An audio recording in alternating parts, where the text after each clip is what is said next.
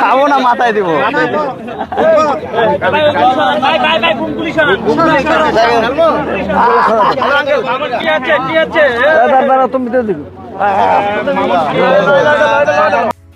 আসসালামু আলাইকুম এভরিওয়ান, আশা করি সবাই ভালো আছেন। তো আজকের এই নতুন ভিডিওতে সবাইকে স্বাগতম। তো গাইস, আজকে আমরা প্রিন্স মামুনকে নিয়ে আলোচনা করব। প্রিন্স মামুন কয়েকদিন আগে জেলে গেছে, আপনারা তো সবাই জানেন। কিন্তু গাইস, প্রিন্স মামুন আবার জেল থেকে চারাও পেয়ে গেছে।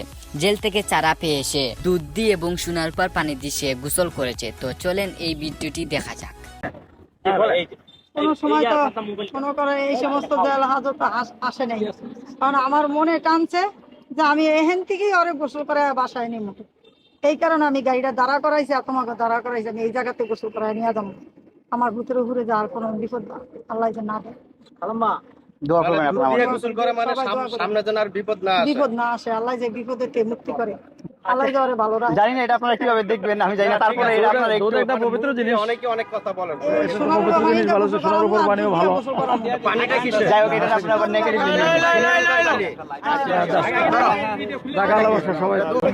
এই খাবো না, মাথায় দিব।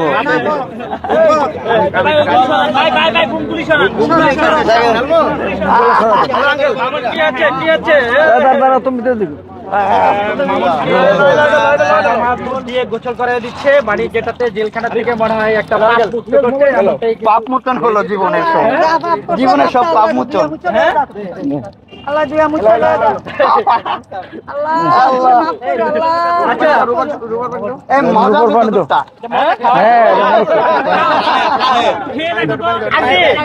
এখন দেখতেছি আবার পানি দিচ্ছে, যেটা কোন কিসের পানি? আপনারা যাকে এতদিন প্রিন্স মামুন যাকে দেখতেন, তাকে কিন্তু আজকে নতুন আর প্রিন্স মামুনের জন্ম হলো মনে হচ্ছে, নাকি? আপনারা কেউ এটা আবার নেগেটিভলি নেবেন না।